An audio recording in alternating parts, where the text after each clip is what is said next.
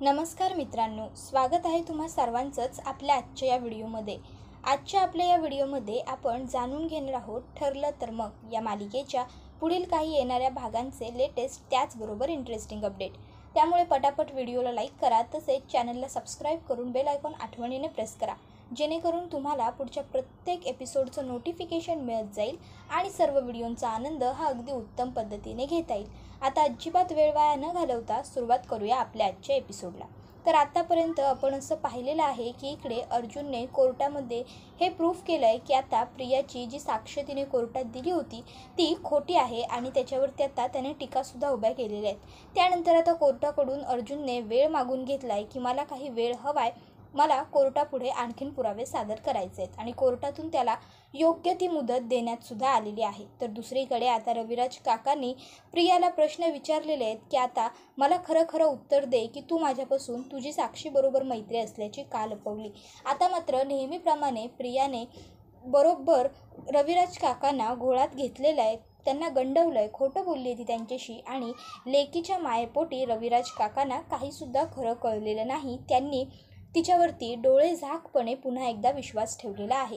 तर दुसरीकडे आता अश्विन हा तर प्रियाच्या प्रेमात इतका अखंड बुडालेला आहे की उद्या जाऊन जर प्रियाने त्याला जीव जरी द्यायला सांगितला तरीसुद्धा तो तेही करायला मागे पुढे पाहणार नाही. त्यामुळे त्याचा तर प्रियावरती विश्वास न ठेवण्याचा कोणत्याही पद्धतीने प्रश्न उद्भवतच नाही. तो अगदी डोळे झाकपणे तन्वी जे बोलते ते बरोबर आहे काका, आपण तिच्यावर विश्वास ठेवायला हवा असं म्हणून उलट रविराज काका ती समजूत काढतो. आता इकडे ह्याच गोष्टीमुळे प्रियाचं वागणं आणखीन जास्त वाईट होत चाललेलं आहे. तर दुसरीकडे आता घरामध्ये कल्पना ही सायली अर्जुनची नाही तर प्रिया आणि अश्विनची वाट बघत असते. काय झालंय कोर्टात हे तिला जाणून घेण्याची खूप उत्सुकता लागून राहिलेली असते. इतक्यात त्या ठिकाणी सायली अर्जुन मधुभाऊ तिघे आलेले असतात. मी आलो जाऊन जरा साऊबाळा आराम करत राहतो असं बोलत मधुभाऊ तर तिकडनं निघून गेलेले असतात. तर इकडे कल्पना ही म्हणत असते की काय घडलं कोर्टात, अजून तन्वी आणि अश्विन आले कसे नाही, कुठे राहिले ते दोघंजण. आता ती प्रियाची काळजी करत असते. त्याबरोबर अर्जुन हा म्हणत असतो, ममा कोर्टात आज काय घडलं ते मी तुला सांगतो, ये इथे बस. आणि मग प्रताप आणि कल्पनाला घेऊन अर्जुन हा सोफ्यावरती बसतो आणि मग त्यांना सांगायला लागतो की आज कोर्टामध्ये मी प्रियाचं स्टेटमेंट कसं खोटं आहे हे सिद्ध केलं आणि त्याच्यावरती टीका उभा केल्या आहेत. आणि विलासचा खून झाल्याच्या नंतर 2 तासांनी त्याच्या फोनवरून मला मधुकर पाटील यांच्यापासून धोका आहे, मला वाचवा असा जो पोलिसांना मेसेज केला होता तो सुद्धा कदाचित तिनेच केला आहे याचं मी कोर्टामध्ये एक सादरीकरण केलं, पुरावे ठेवले आणि कोर्टाला सुद्धा माझे पुरावे पटले. त्यामुळे आता ती रविराज काकाबरोबर म्हणजेच सिनियर बरोबर त्याच्या घरी गेली आहे असं सांगतो. त्याबरोबर आता अर्जुनने जे काही सांगितलेलं असतं त्या सगळं ऐकल्यानंतर प्रताप आणि कल्पना हे दोघंही आता गप्प बसलेले असतात आणि त्यांना आता काय बोलावं काय नाही हे काही सुचत नसतं.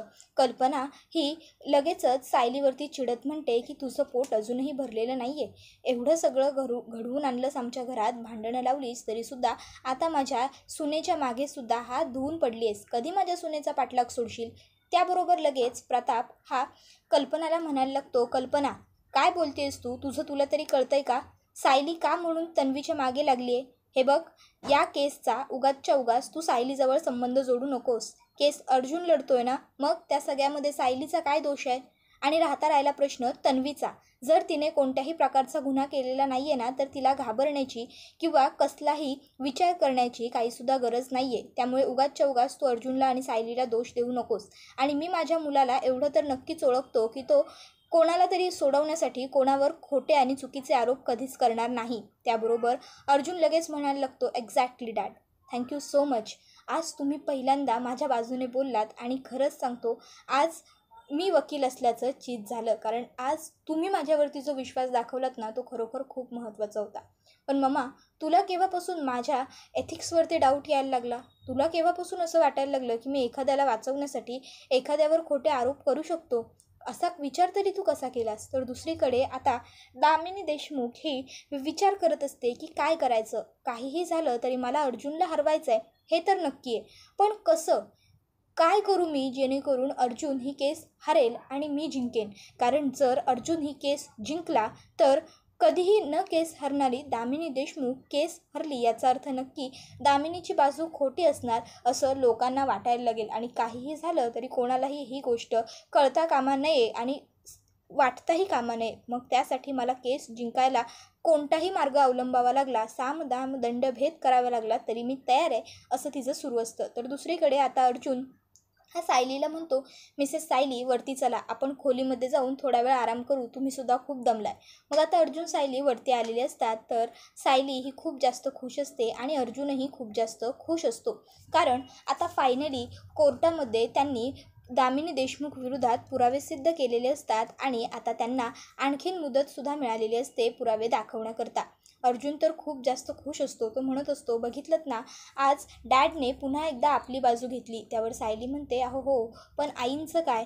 आईंचा विश्वास आजही फक्त प्रियावरती आहे. त्यानंतर आता जेवणं सगळ्यांची झालेली असतात आणि सगळेजण जरा काहीतरी जेवून झाल्यावर गोड खायला आणा असं सायलीला म्हणतात. त्याबरोबर सायली सगळ्यांसाठी एक छान गोड पदार्थ घेऊन येते. सगळ्या घरातल्यांना ती तो पदार्थ देते. इतक्यात त्या ठिकाणी प्रिया येते. सायली प्रियाला सुद्धा म्हणते, हे घे प्रिया, हे घे खा. त्याबरोबर प्रिया ते ताट वरती असं आदळून लावत म्हणते की सायली, कोर्टात माझ्या विरोधात खोटे नाटे पुरावे सिद्ध काय केले तुझ्या नवऱ्याने, तर तू त्याचं सेलिब्रेशन करतेस आणि त्यात मलाही सामील करून घेतेस का गं? लाज नाही वाटत तुला हे असं वागताना? प्रताप लगेचच प्रियावर ओरडत म्हणतो, तन्वी, घरात वागण्याची ही कोणती पद्धत आहे? हे असं वागलेलं मी खपवून घेणार नाही. प्रिया म्हणायला लागते की बाबा, तुम्ही तर फक्त प्रत्येक वेळेस या सायली आणि अर्जुनचीच बाजू घेता. यांनी काहीही केलं तरी तुम्हाला ते योग्यच वाटतं. तुम्हाला फक्त माझ्याच चुका दिसतात. आता ती आवाज चढवूनच जरा प्रतापबरोबर बोलत असते. आता मात्र कल्पनाला ही गोष्ट अजिबातच पटत नाही. तिला प्रियाचं हे वागणं लगेच खटकतं. ती प्रियाला म्हणते, तन्वी, काय सुरू आहे तुझं? सासऱ्यांशी बोलण्याची ही कोणती पद्धत आहे? वयाने मानाने मोठे आहेत ते तुझ्यापेक्षा. ही गोष्ट विसरलीस का आता? कधी कधी ना मला तू प्रतिमाची मुलगी आहेस या गोष्टीवरती शंकाच येते.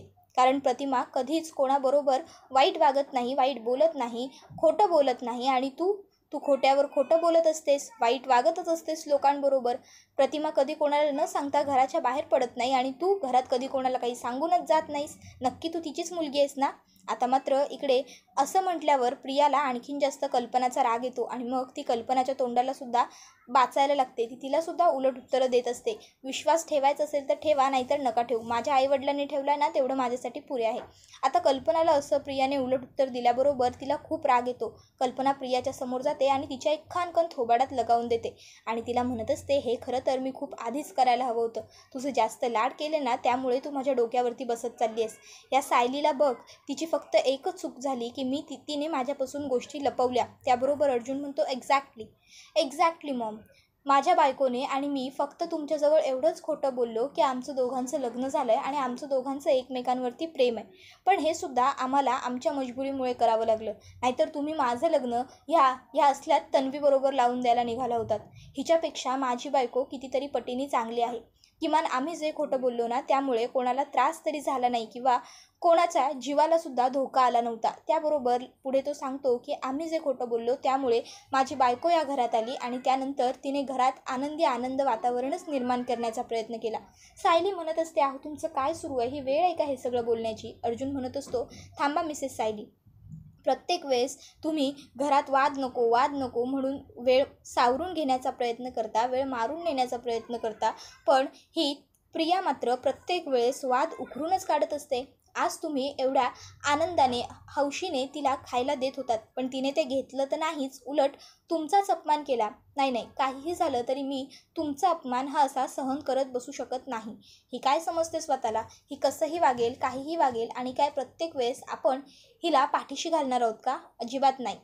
त्याबरोबर मात्र आता प्रियाचं तोंड तर बंद पूर्णपणे झालेलं असतं. तर लगेचच इकडे अश्विन म्हणायला लागतो, दादा बाद झालं, माझी बायको काही बोलत नाही आहे याचा तू गैरफायदा घेऊ नकोस. आणि तिला बाबांना दुखवायचं नव्हतं, फक्त इतकंच की तिचं डोकं थोडंसं तापलं आहे. तू जे काही कोर्टात राडे केलेस ना, तमाशे केलेस ना, त्यामुळे घरचे सगळेजण तिच्यावरती अविश्वास दाखवत होते. त्याबरोबर अर्जुन म्हणत असतो, मुळात तुझी बायको ना अश्विन विश्वास ठेवण्याच्या लायकच नाही आहे. ज्यावेळेस तुला तिचा खोटारडेपणा खरा चेहरा समोर येईल ना, त्यावेळेस धडकन एक दिवस जमिनीवरती आदळणार आहेस तू, मग तेव्हा तुला कळेल. त्याबरोबर अश्विन म्हणत असतो, मी आदळणार का नाही ते माझं मी बघून घेईन. किमान मी आणि माझी बायको लग्न करताना घरातल्यांबरोबर खोटं तर बोललो नव्हतो ना. त्याबरोबर सायली लगेचच म्हणायला लागते, अश्विन भाऊजी, अहो काय चाललं आहे तुमचं? दोघंही का भांडताय? नका ना भांडू प्लीज. विषयाला विषय वाढतोय आणि वादाला वळण लागतंय. त्यापेक्षा तुम्ही दोघंही गप्प बसा. अश्विन भाऊजी, मी यांच्या वतीने तुमची माफी मागते. माफ करा यांना, चुकलं यांचं. पुन्हा हे प्रियाला काही बोलणार नाही. त्यावर अर्जुन म्हणायला लागतो, अहो मिसेस सायली, काय सुरू आहे तुमचं? प्रत्येक वेळेस मी माफी मागते, मी माफी मागते का बोलता तुम्ही? का तुम्हाला विषय संपवायचा असतो प्रत्येक वेळेस? कळू देत ना याला, उघडू द्या जरा त्याचे डोळे. त्याबरोबर अश्विन म्हणत असतो, काय उघडणार रे तू माझे डोळे? सांग ना, काय उघडणार आहेस माझे डोळे? माझी बायको काय करते, कुठे जाते, कोणाशी बोलते, मला सगळं माहीत असतं. प्रताप म्हणतो, बास, गप्प बसा. काय सुरू आहे तुम्हा दोघांचं? बायकांवरून कसले भांडताय रे? अरे एकमेकांसोबत गळ्यात गळे घालून राहणारे भाऊ तुम्ही आणि आज एकमेकाबरोबर बायकांवरून भांडताय? चला निघा, आपापल्या खोलीत जा. अर्जुन खोलीत जा, अश्विन खोलीत जा. त्याबरोबर लगेचच ते लोक तिकडनं खोलीत जातात. कल्पनाला इकडे प्रचंड टेन्शन येतं. काय माझ्या घराची ही अवस्था झाली? काय घडून बसलं हे सगळं? ह्या आश्रम केसनंतर माझ्या घराची ही दशा झाली. ही मुलगी ह्या घरामध्ये लग्न करून आली आणि घराचं सगळं माझ्या वाटोळं केलं. माझ्या घरातला आनंद, सुख, समाधान, समृद्धी, शांती सगळं ही सायली आली आणि निघून गेलं. त्यावर प्रताप म्हणत असतो, चुकीचं बोलतेस तू कल्पना, असं वाटत नाही आहे का तुला? उलट सायली या घरात आली आणि तिच्यामुळे या घराला एक वेगळंच घरपण आलं. सायली या घरात आली आणि तिने या घराचं गोकुल बनवलं. सायली या घरात आली आणि तिने या घराला एक आनंद दिला. आता प्रताप सायलीचं एवढं कौतुक करतो की सायलीला सुद्धा ते सगळं बघून खूप छान आणि आनंद वाटतो. सायली अर्जुनला घेऊन लगेचच रूममध्ये निघून येते आणि आता रूममध्ये आल्यावर सायली पटकन रूमचा दरवाजा बंद करते. तर अर्जुन म्हणत असतो, कशाला बंद करताय तुम्ही रूमचा दरवाजा? आणि का तिथे मला बोलू दिलं नाहीत तुम्ही? मला बोलू द्यायचं होतं तुम्ही मिसेस सायली. तुम्ही ना प्रत्येक वेळेस विषयाला वळण नको, घरातल्यांना त्रास नको या सगळ्याचा विचार करताना त्यामुळेच त्या तन्वीचं जास्त फावतं. बघता ना तुम्ही प्रत्येक वेळेस ती तुमच्याबरोबर किती वाईट आणि कसं वागते ते. आता तुम्ही तिला एवढ्या शांतपणे सौम्य पद्धतीने खायला देत होतात.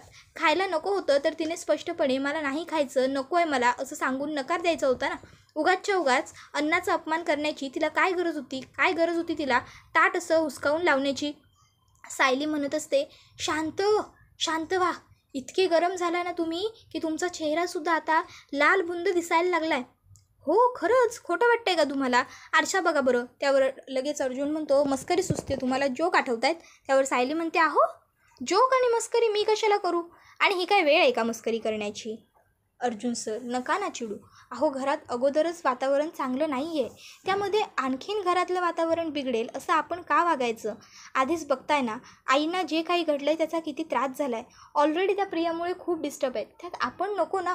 त्याबरोबर अर्जुन म्हणत असतो, ममा जे डिस्टर्ब आहे ना त्याला ती स्वतः जबाबदार आहे. खरं तर या सगळ्याला तीसुद्धा थोडीफार कारणीभूत आहे. तिनेच तर लग्न करून आणलं आहे ना तिच्या लाडक्या तन्वीला या घरात सून म्हणून. मग त्याची फळं तर आता ही अशीच ती देणार आहे आपल्याला. अहो तिने ज्या दिवशी प्रियाला या घरात लग्न करून आणली आहे ना त्या दिवसापासून ह्या घराची उतरती कळा सुरू झालेली आहे. आता मी एवढे जड शब्द कसे बोलतोय मराठीचे हा प्रश्न पडला असेल नाही तुम्हाला? हळूहळू लिटिल बाईट तुमच्याकडून मी सुद्धा मराठी शिकतोय. काय मग कसं वाटलं बायको? त्याबरोबर सायली म्हणत असते, वा खूप छान, असंच मराठी कायम शिकत राहा आणि तुमचं मराठी एक दिवस उत्तम बनव. आता सायली आणि अर्जुन लगेचच वेगळ्या विषयावरती म्हणजेच मराठीवरती बोलायला लागतात. खरं तर सायलीच्या डोक्यात खूप सगळे विचार सुरू असतात. आता अर्जुन सर केस कशी जिंकणार, दामिनी देशमुख काय नवीन प्लॅन करणार वगैरे वगैरे बऱ्याच गोष्टी तिच्या डोक्यात असतात. काहीही झालं तरी माझे मधुभाऊ या सगळ्यातून सुटले पाहिजे एवढा एकमेव विचार तिच्या डोक्यात सुरू असतो. मग लगेच अर्जुन हा सायलीला म्हणतो, माझ्या मनातून विचार काढण्याचा प्रयत्न करताय आणि स्वतःच लगेच विचार करायला लागताय. काळजी करू नका, मधुभाऊंना काही एक होणार नाही. या सगळ्यातून त्यांना मी सुखरूपपणे बाहेर काढेन. विश्वास आहे ना माझ्यावर? त्यावर सायली लगेचच अर्जुनला म्हणते, हो तुमच्यावर विश्वास आहे म्हणून तर आतापर्यंत एवढी शांत आहे मी. तर दुसरीकडे आता प्रताप आणि कल्पना त्यांच्या खोलीत आलेले असतात. कल्पना ही काही बोलत नसते, गप्प बसलेली असते. प्रताप कल्पनाकडे येतो आणि तिला म्हणायला लागतो, आता गप्प बसून किंवा काही न बोलून या सगळ्याचा काय उपयोग आहे? बघतेस ना तन्वीचं वागणं दिवसांदिवस किती विचित्र होत चाललंय ते. त्याबरोबर कल्पना ही त्याला म्हणायला लागते, तुम्हाला तन्वीचं वागणं दिसतं आणि अर्जुन आणि सायलीचं वागणं कळत नाही का? का फक्त मांजर डोळे मिटून दूध पिते म्हणजे मांजरीला वाटत असतं आपल्याला कोणी पाहत नाहीये, पण तिला अख्खं जग पाहतं, विसरता तुम्ही. त्याबरोबर लगेचच प्रताप म्हणायला लागतो, म्हणजे तुला नेमकं काय म्हणायचं आहे? कल्पना म्हणते, तुमचं वागणं मला बरोबर कळतंय. प्रत्येक वेळेस कसं हो तुम्ही त्या सायली आणि अर्जुनचीच बाजू घेता. त्यावर प्रताप लगेचच म्हणायला लागतो, मी त्या दोघांची नाही, मी बरोबर जी व्यक्ती असते, सत्य जे असतं त्याची बाजू घेतो आणि अर्जुन आणि सायली नेहमी सत्य बाजूने असतात, त्यामुळे मला त्यांची बाजू घ्यावी लागते. कल्पना म्हणते, म्हणजे तुम्हाला काय म्हणायचं आहे? तन्वी नेहमी खोटं बोलते का?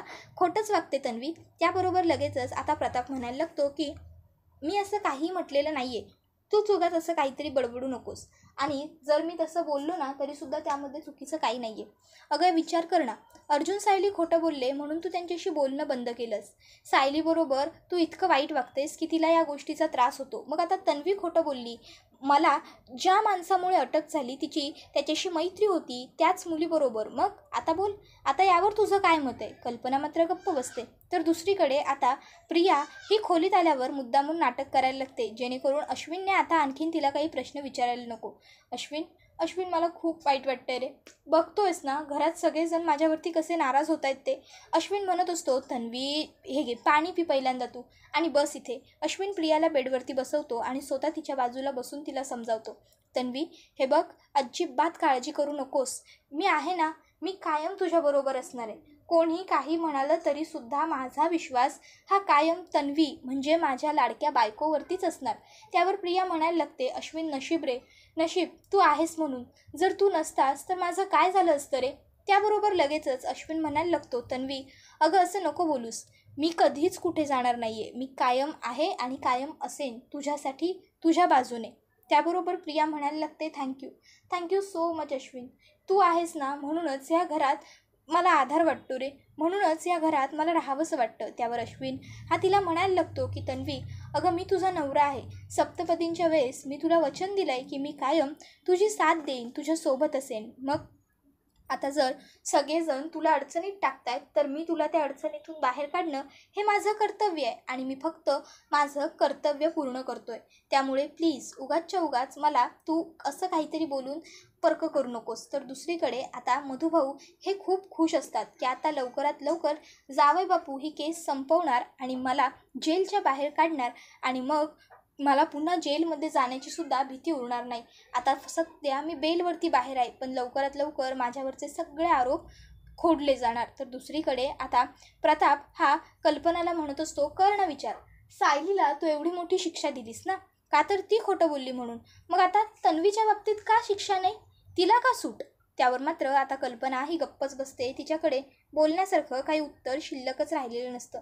तर दुसरीकडे आता सायली आणि अर्जुन मात्र त्यांचा आनंद छान साजरा करत असतात, कारण आज फायनली ते दोघंजणं दामिनी देशमुखला हरवून जिंकलेले असतात. गेल्या इयरिंगच्या वेळेस ज्यावेळेस दामिनी देशमुखने अर्जुनला हरवलं होतं, म्हणजेच अर्जुन त्यावेळेस तिचा डिफेन्स करू शकला नव्हता, त्यावेळेस अर्जुन खूप जास्त अपसेट होता, नाराज होता. त्यावेळेस सायलीने त्याला नव्याने उभारी दिली होती आणि नव्याने तिने त्याला सांगितलं होतं की ज्यावेळेस आपण हरत असतो ना त्यावेळेस आपण जिंकण्यासाठी थोडंफार मागे यावंच लागतं. त्यानंतर आता सायली अर्जुनला म्हणते की गेल्या वेळेस तर तुम्ही इयररिंग हारलात म्हणून तुम्ही नाराज होतात, मग यावेळेस तुम्ही इयररिंग जिंकलाय, मग आपण खुशसुद्धा व्हायला हवं तितकंच. मग काय अर्जुन आणि सायली दोघंजणं खोलीमध्ये छान सेलिब्रेट करत असतात. तर इकडे प्रतापच्या मात्र मनामध्ये भरपूर विचार सुरू असतात की अर्जुन तन्वीबरोबर एवढं वाईट वागणं शक्य नाही आहे, नक्कीच कुठेतरी पाणी मुरतंय. तर दुसरीकडे प्रिया विचार करत असते की आता माझ्यापर्यंत एवढं प्रकरण पोहोचलं आहे, जर पुढे ह्या अर्जुनने आणखीन काही माझ्या अंगाभोवती आणलं तर मी काय करू, मला तर वाचवणारं कोणी नाही आहे. जर अर्जुनने त्या किल्लेदारच्या डोळ्यावरची माझ्या प्रेमाची पट्टी उतरवली तर माझं काय होईल, मग मला तर किल्लेदारसुद्धा सोडणार नाही. विविध प्रश्न आता प्रियाच्या मनामध्ये फिरत असतात, तिला कळत नसतं की आता आपण काय करावं आणि काय नाही. त्याबरोबर हा व्हिडिओ तर इथेच संपतो. मित्रांनो, व्हिडिओ आवडला तर व्हिडिओला लाईक आठवणीने करत चला. त्याचबरोबर चॅनलला सबस्क्राईब करून बेल आयकॉन प्रेस करा, जेणेकरून तुम्हाला पुढच्या प्रत्येक व्हिडिओचं नोटिफिकेशन मिळत जाईल आणि सर्व व्हिडिओंचा आनंद हा अगदी उत्तम पद्धतीने घेता येईल. मित्रांनो, आपला हा व्हिडिओ तुमच्या जास्तीत जास्त कुटुंबियांबरोबर तसेच मित्रपरिवारांबरोबर सुद्धा नक्की शेअर करा, जेणेकरून त्यांनासुद्धा आपल्या छान छान व्हिडिओंचा आनंद घेता येईल. पुन्हा एकदा सांगते, चॅनलला सबस्क्राईब करून बेल आयकॉन प्रेस करा, जेणेकरून तुम्हाला पुढच्या प्रत्येक व्हिडिओचं नोटिफिकेशन मिळत जाईल. मित्रांनो, लाईक कराच, त्याचबरोबर कमेंटमध्ये नक्की सांगा की तुम्हाला आपला व्हिडिओ कसा वाटला आणि तुम्हाला काय वाटतं, अर्जुन केस जिंकेल की दामिनी देशमुख? त्याचबरोबर तुम्हाला वकील म्हणून कोण आवडतं, ॲडव्होकेट दामिनी देशमुख, ॲडव्होकेट अर्जुन सुभेदार की ॲडव्होकेट रविराज किल्लेदार? ते सुद्धा आम्हाला कमेंटमध्ये नक्कीच सांगा. पुढचा व्हिडिओ येईपर्यंत टाटा बाय बाय, धन्यवाद, टेक केअर.